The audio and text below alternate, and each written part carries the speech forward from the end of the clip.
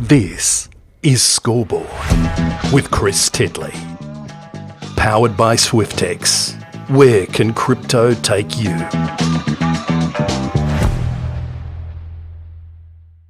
I am joined by Brad Hogg. Brad, thank you so much. We got there in the end with a few technical difficulties, but we're here now.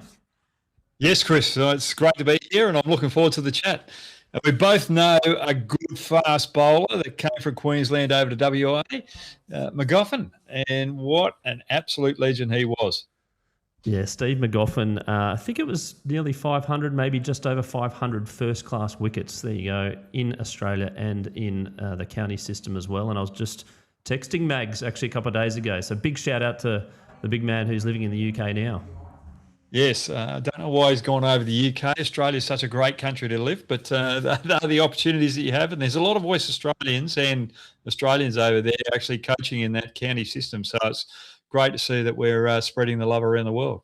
Absolutely, and his debut game, you did play, it was over 20-odd years ago now at the Wacker. Mike Hussey was opening the batting, got 200-odd. A young Sean Marsh and Adam Voges was playing as well. What a time to be alive back then. It was a time to be alive, and Max had a good day. I think he got 4 for in the first innings. How many runs did I make that game? Well, I did look up the scoreboard previously, and I don't think you troubled the scorers too much. I think I wasted one ball in the game, didn't I? With the bat, I got out for a golden duck.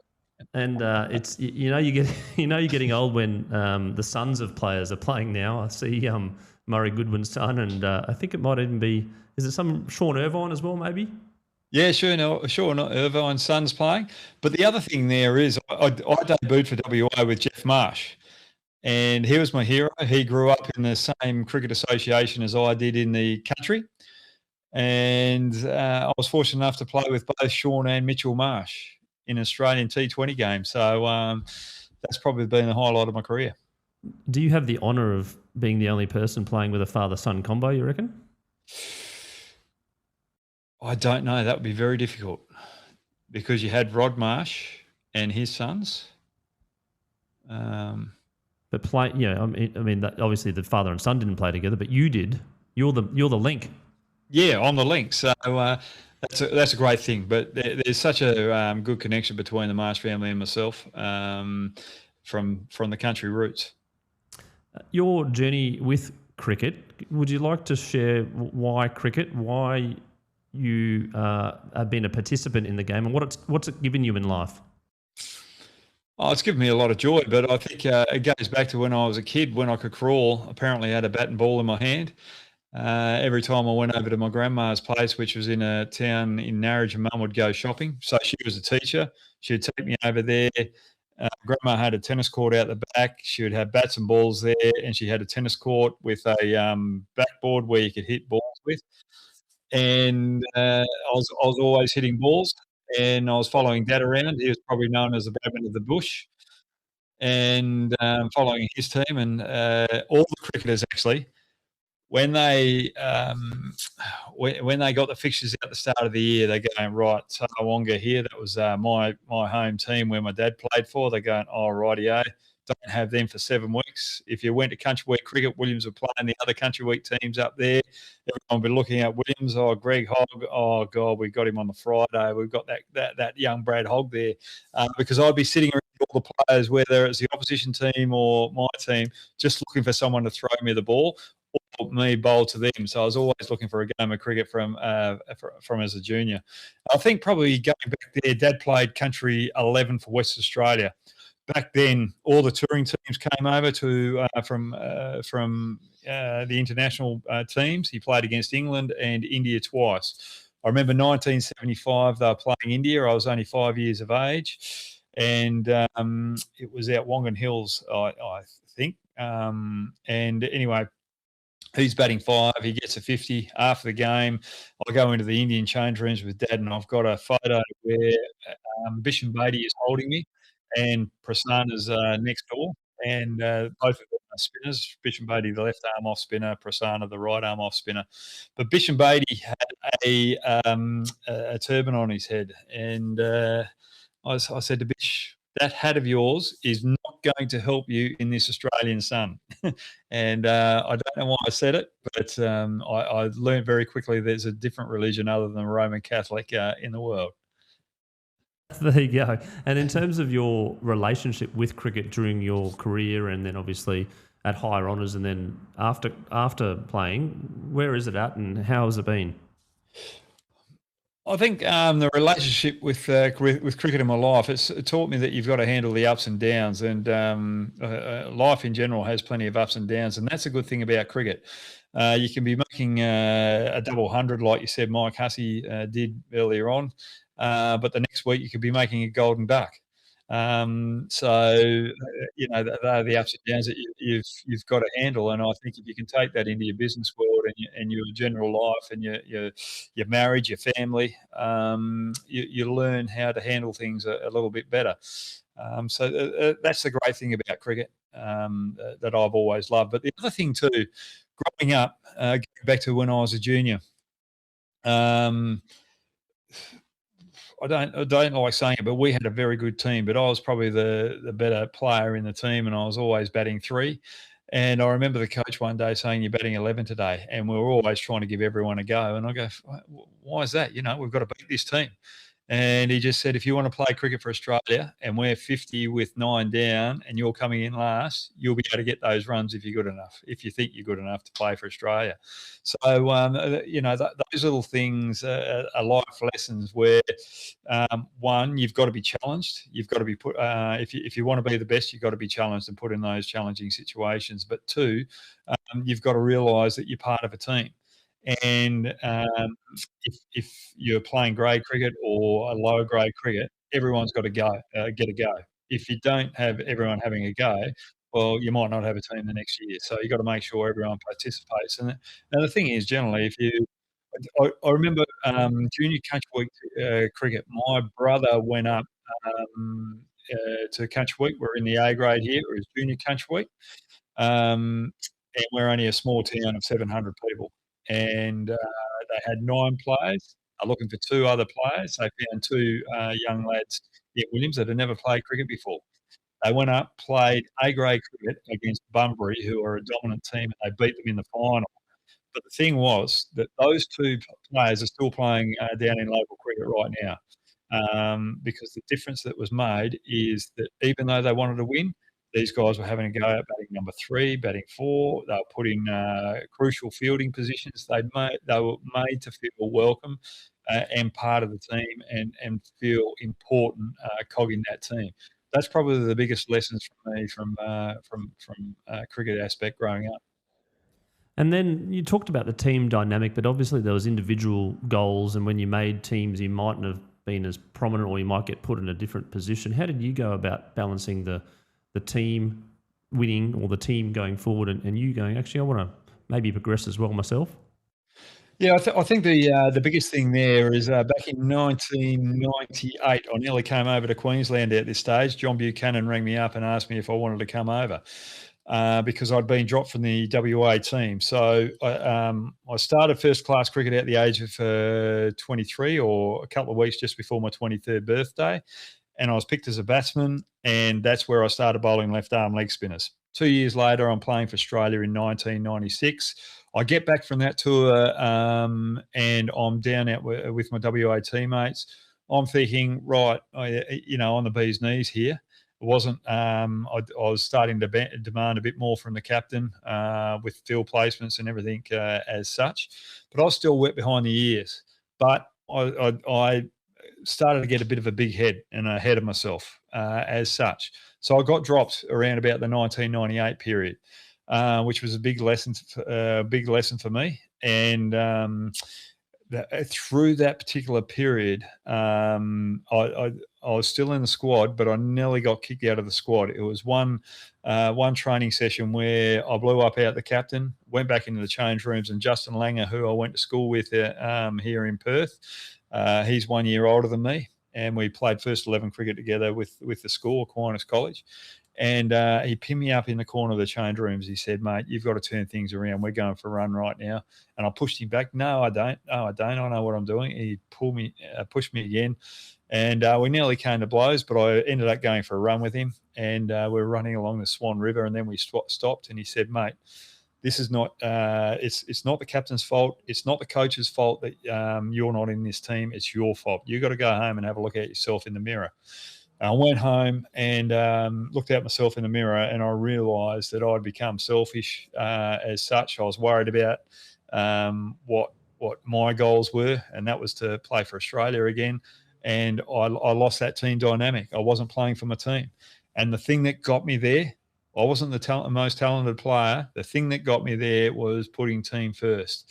What do I have to do for the team now? And once I got back to that particular value, all of a sudden my career turned around, and I think I got a golden duck that weekend because I was getting picked as a batter mainly for WA. The bowling was second, so I got picked for. I got a duck that first weekend, and then went away. Then the following weekend, I'm out there batting.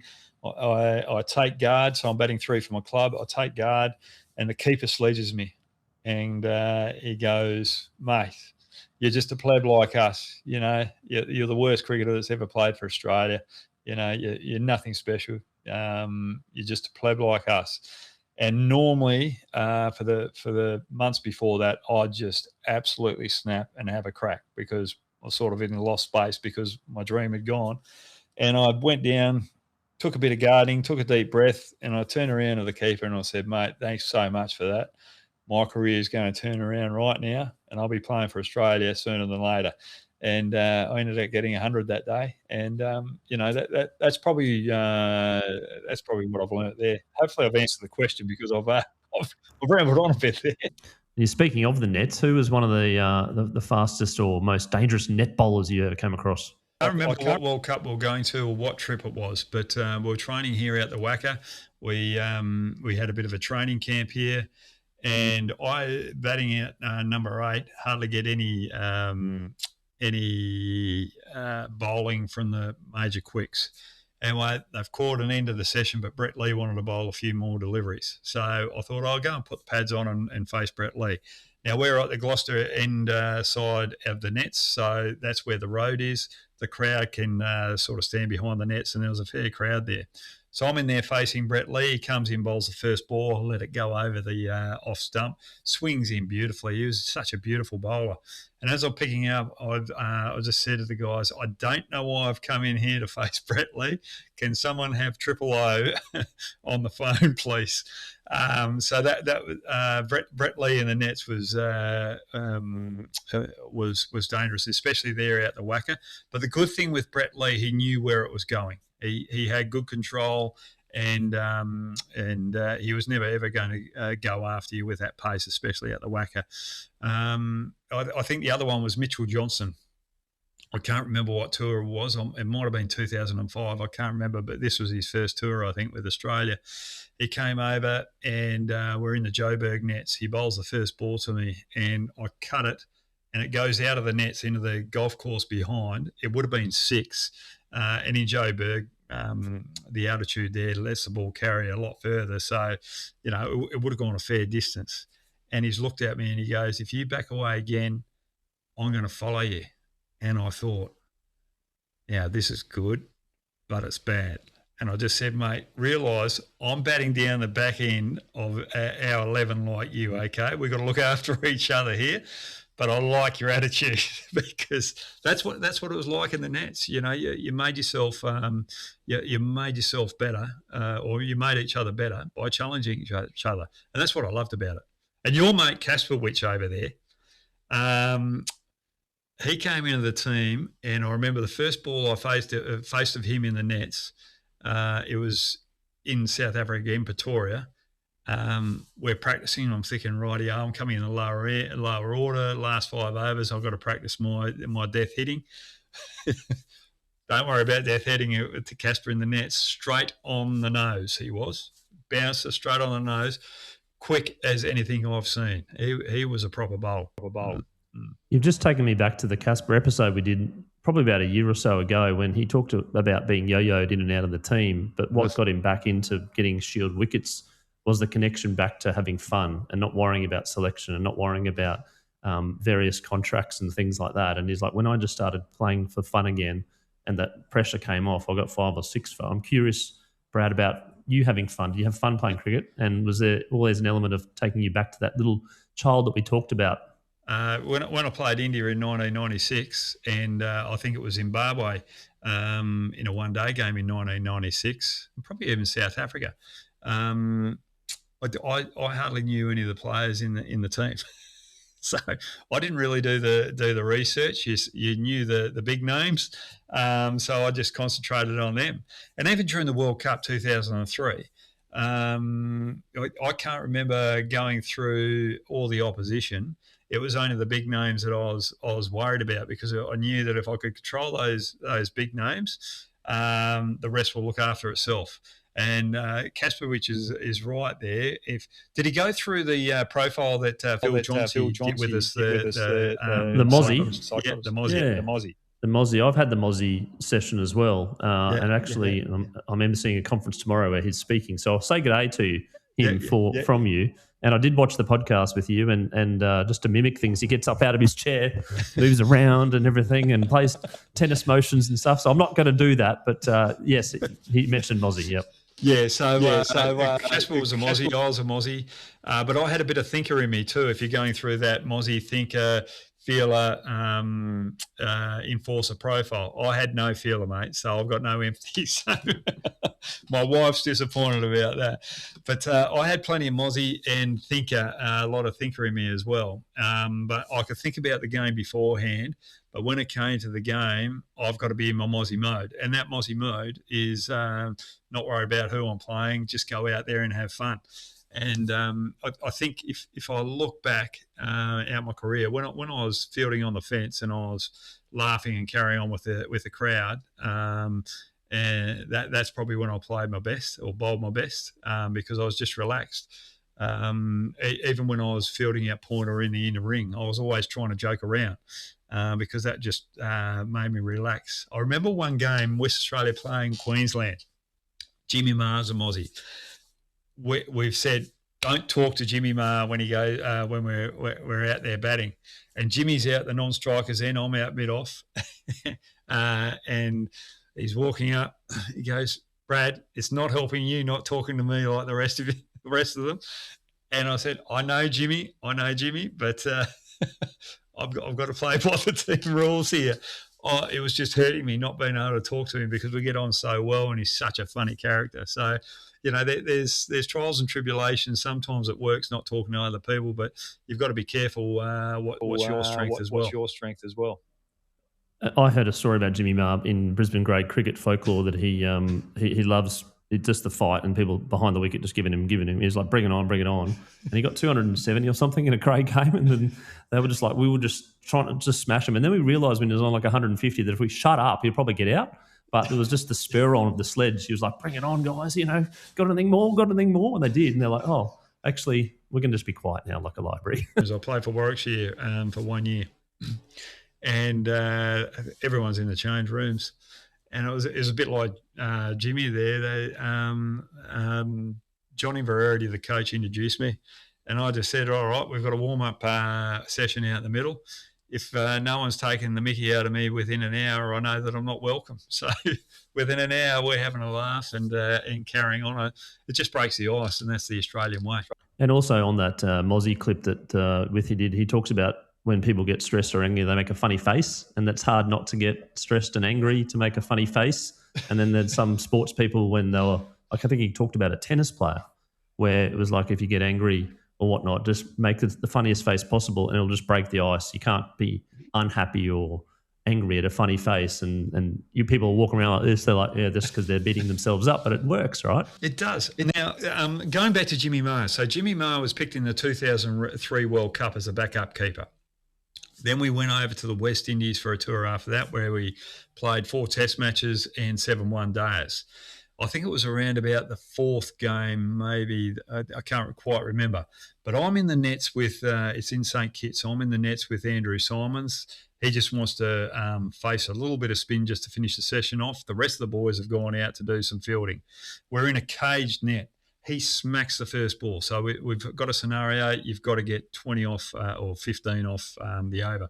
First ball, he smacked it, and it's gone up the net. So I'm just looking at it like that, and it's caught a little buckle that's in the net and came down and hit me right there. So right there underneath the nose. And I'm sort of standing there and just waiting for it. And he goes, sit down. And so I'm sitting down. I'm just waiting for the pain. There's no pain. But it's just got me there right on the top of the teeth there. No pain whatsoever. He goes, oh, mate, we've got to go in. We've got to go in. I said, no, I'm right. And he goes, no, we've got to go in. So he goes in, calling the physio. The players start coming back in. And the physio goes, are you all right? I said, yeah, I'm fine. It doesn't look. But people getting their cameras out as my lips just going up like Kirtley Ambrose lips type scenario. So I know that things aren't looking good when we get back to the hotel, and I'm sitting in the lobby waiting for the physio to come and take me to the doctor. And these hostesses walk in, and one of them's looking at me, and I'm thinking, oh, I've got the looks here. I've got the looks. But her face was just exactly like yours. She scrunched up. Oh, what's that? Then I realised that things weren't quite right with my mouth. I still haven't noticed my mouth yet. So I went to the doctor. It's right. And I played the next day. Jimmy Maher's keeping. I bowled the first ball, and I like to get through my over quickly. And Jimmy is in sleeveless shirt, hairy, does not look like a keeper, but he's got his gloves, hand on hips. I go, Jimmy, what are you doing? I'm trying to yell out. I couldn't move because my lip was that big. He goes, I'm not keeping to you until you start smiling. You bowl best when you're smiling. And I'm trying not to laugh. And I was in so much agony bowling that second ball because my lips are that big. But that's just Jimmy Maher, mate. Just having fun out the middle and lighting up the moment. The energy, right? The energy around the team, and you had a lot of energy on the field from an outside point of view. Did you ever get to the point of like feeling like you were a bit drained and you just had to lift the energy a little bit?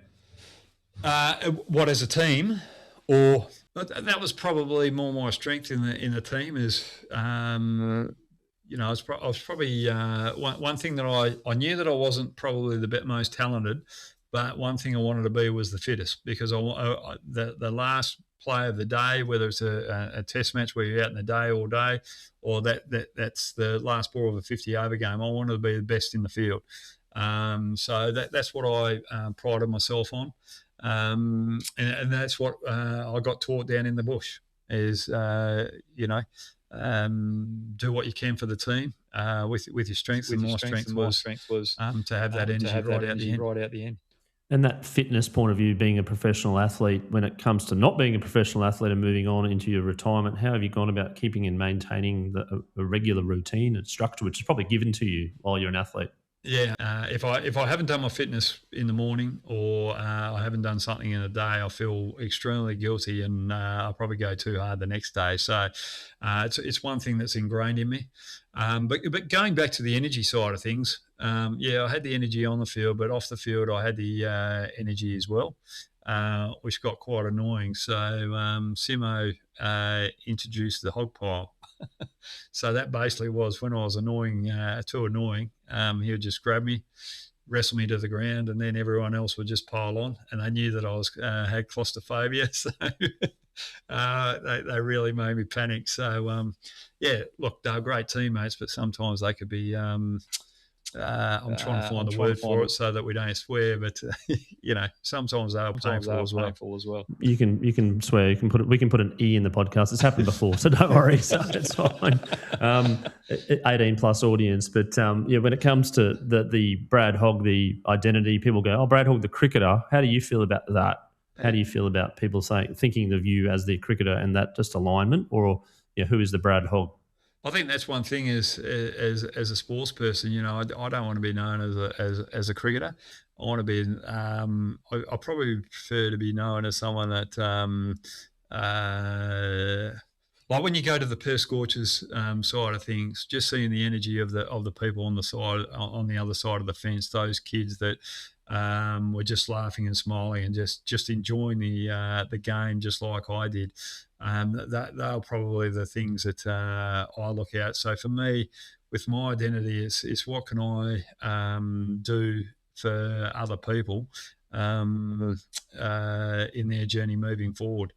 I think there was one aspect. I was talking to Mozzie. I spoke to Mozzie during COVID because I was pretty. How can I put it? I was not wanting to take the jab as such, and I was really having trouble with it. Like it was causing angst within the family, extended family and friends and the bowling club that I was at. And he just sat down there and said, what's the worst thing that can happen? I said, well, if I take it, I could die. And he said, how do you feel about that? And I just said, well, I've achieved everything I've wanted to achieve. So, the only thing that's going to happen is I'll leave family behind if that happens. And once I said that, I was comfortable, but or slightly more comfortable. But I think after that, it's just helping other people to achieve what they want to achieve. That's probably my mission now. And is that a bit of a goal and prosperity in seeing other people succeed or having an impact in other people succeeding gives you a bit more of a kick now than it used to? I think when I operated my best in a cricket perspective, it was always about team. It was always about the extended community. I think looking at the Perth Scorchers, and we're going through the BBL privatisation right now. With the Perth Scorchers, we've built a community. We've built a fan base that feels part of it. It's real Australian, and I think when we look at Australian cricket right now, and we're looking at that privatisation phase, I think we've got to sit back and look at what is cricket to Australia. That baggy green is part of the foundation of Australian culture. It's about getting out there and giving your mate a fair go. Going out and giving them a fair go. When things aren't right, standing up by your mate and making sure that you get through those tough times. And I think that's one thing that Australian cricket needs to get back to is those values and really make the fans belong to the game. It's just not about playing. And I just think with the players now, I find it extremely difficult for them to make those decisions between a financial decision and playing for Australia because especially as a fast bowler, you go over and play an IPL or you play T20 tournaments, you're bowling 4 overs. But the thing that you want to play is Test cricket. But because of the amount of cricket you're playing, and you're chopping change from a explosive sport in T20 to an endurance sport, the injury chance, the chance of injury has increased. So we've got a lot of work to do there. So cricket, for me, we've got to change the identity at some stage and get back to our true values. We've talked a little bit about Sheffield Shield. I'm curious about your views on the Sheffield Shield. Oh, Sheffield Shield was absolutely sensational back when we were playing it. I think, and that's the thing. The guys are chopping and changing from different cricket, and it's probably a little bit more difficult for them at the present moment. But when we played Sheffield Shield, it was on for young and old. So if we played Queensland, you'd rock there. I'd be walking out the bat. Andrew Solomons would be meeting me at the 30-metre mark, walking me to the crease. And then the rest of them were straight into me. And then after the day's play, how you going, Jay? You all right? Typical Queenslander. And you get on with it. But that's what I loved about it. I'm playing lawn bowls now. And, you sit there with the opposition team and it's, oh, Brad, how you going? Can you shut up? Can we leave the talking till after the game? Because, you want that competitiveness out there and you want a challenge. And I prefer it when people were sledging me rather than just those niceties out in the middle. And then the future of Shield cricket, where do you think that lands? I think that depends on where Test cricket is. For me, it's all well and good saying that we want to privatise the Big Bash, but what is the Big Bash? The Big Bash is Australian. People come and watch it. They love Australians. We get caught up in saying, oh, we need all the big names to come over. We don't need the big names. What we need is to create stories of the young players that are coming through now, and boost those up. And with Test cricket, we've got to work out what the assets are. Don't try and bring new people from T20 cricket to try and watch Test cricket. No, the people that love the cricket, let's concentrate on them with Test cricket. The people that love T20 cricket, which is more of an entertainment product, let's just focus on them. So we've got to have different strategies for the different types of games. Because for me, Test cricket is something that we've got to keep moving forward. England, Australia, India have to have a big part in that, and South Africa. And if that survives, then first class cricket as well. But we've got to market first class cricket better as well.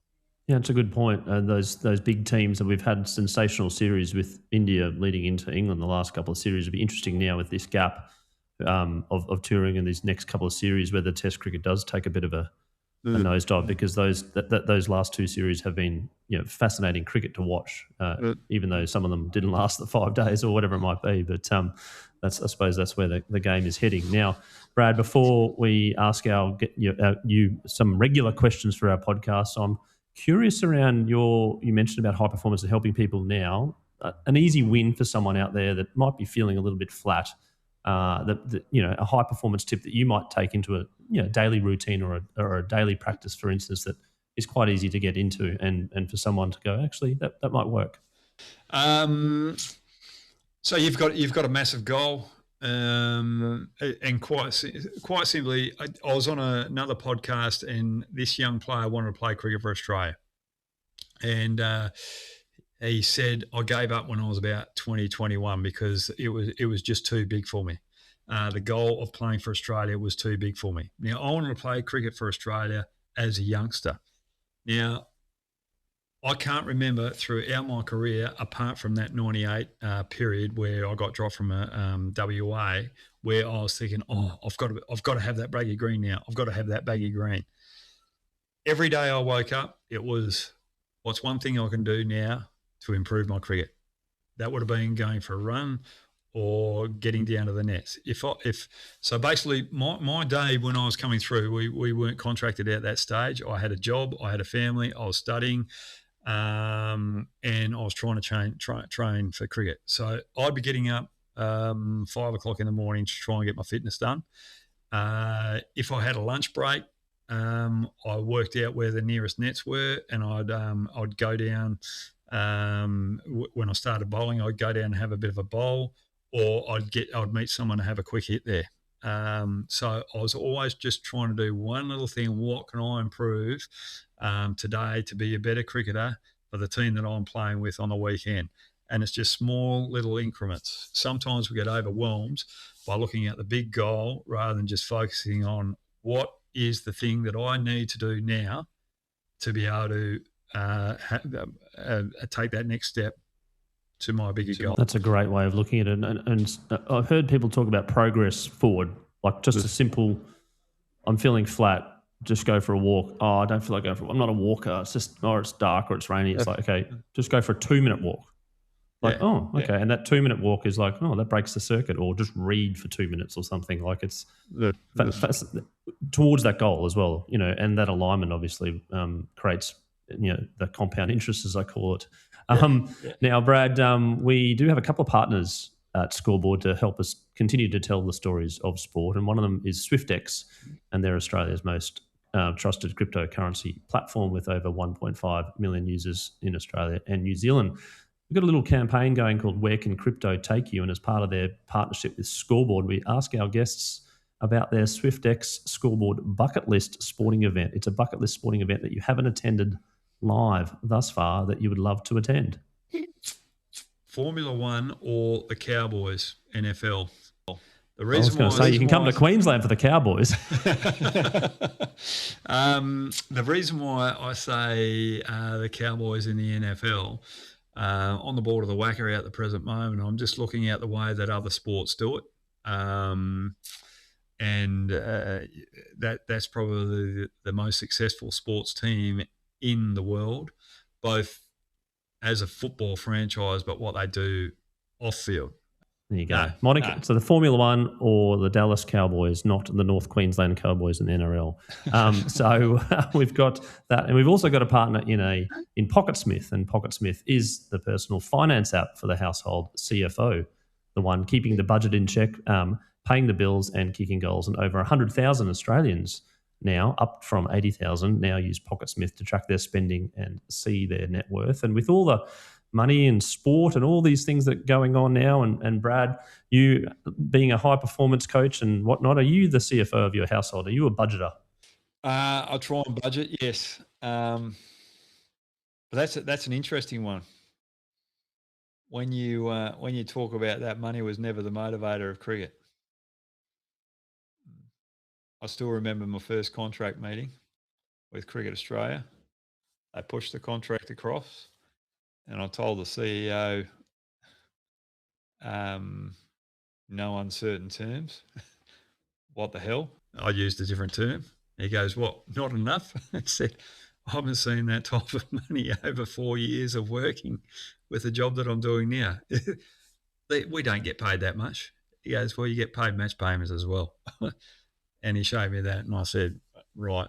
The meeting lasted 5 minutes. They asked me, have you got any other problems or any other issues? I just said, what do I have to do to play Test cricket? I was playing one-day cricket at the time. That was it.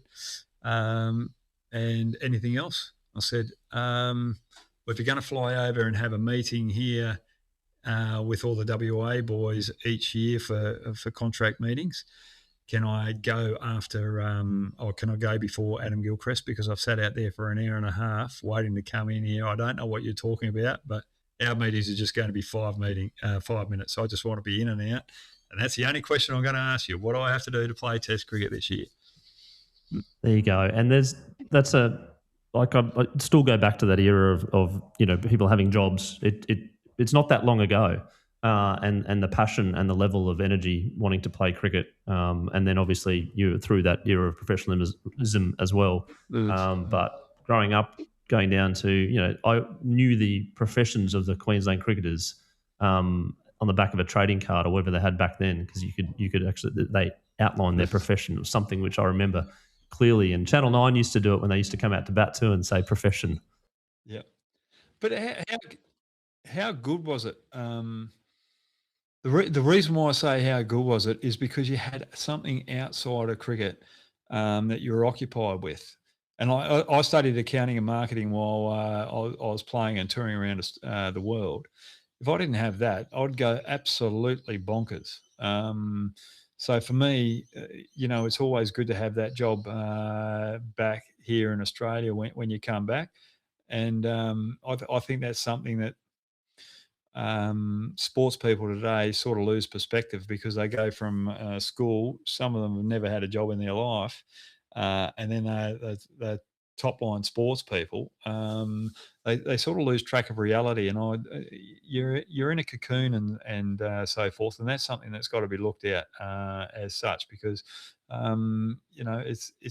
it's not real as such being a sportsman now because you're in that cocoon. We might have one more question. I was going to say end it there, but I'm like, no, let's end on a happier note. Even though it's not an unhappy feeling. Obviously, playing sport for a living, but there is that big identity thing, and that has been a theme which I have come across in these podcasts. Is this the end of this gap of like, what do I do now? I'll go for a run. I miss the competitiveness. I miss this. I miss that. And it's hard to kind of redefine yourself. But we're going to end on a high on one piece of advice for a 15-year-old out there now that wants to play for Australia and wants to play Test cricket for Australia. What do you say to them? Just have fun, and just try and improve each day. It goes. Exactly right. And all right, I'll go down to this. So I didn't start bowling to my the first time I bowled a leg spinner was in the nets in New South Wales the day before my first game. I'd never bowled a leg spinner before that. So this was 1994. 2 years later, I'm playing for Australia. But the thing that one of the coaches said to me, Peter Karlstein and John Tricos, look up those two particular players. John Tricos has got the record of the longest wait between a test match or between test matches. I think it's something like 15, 17 years because he played for South Africa and Rhodesia, I think it is, or that's the Zimbabwe now. But he was coaching me on the technique. Peter Karlstein was helping with my batting, but Peter Karlstein also had this box set up. So I had 6 little boxes. But he said, right, if you're going to be a top line leg spinner, you've got to land your leg spinner out will on a spot. So we're going to sit here for 10 overs and you're not going to bowl a variation until you've landed 60 balls in this box. And I said, okay. He goes, if this takes 6 months, it takes 6 months. If it takes a year, it takes a year. He would sit on that good length and just watch and watch and watch. It took me about 4 months to get 60 leg spinners in that box. But I bowled 59 of them, bowl this one, and I'm going, yes, beautiful, it's in the box. He goes, no, it's in the line, the wrong side of the line. You've got to come back next week and bowl 60 again. He made me work hard. So so for a youngster, get the basics right. On that note, we're going to leave it there. Away we go, 60 in a row. And speaking of podcasts, people should check out your podcast and your YouTube channel and all those things, which is great. Promoting the game of cricket and promoting, the content and the storytelling, which we need to continue, as you mentioned, about the players coming through and telling their stories, etc. So hats off to you for doing all that content, and I really do appreciate it. And hopefully that may let that continue as well. And thanks very much, mate. Thanks, mate. That's okay. Brad Hogg, thank you for being on Scoreboard, and pleasure having a chat today. Cheers, mate. This has been another episode of Scoreboard with Chris Titley. Go back and check out some of the other episodes you might have missed.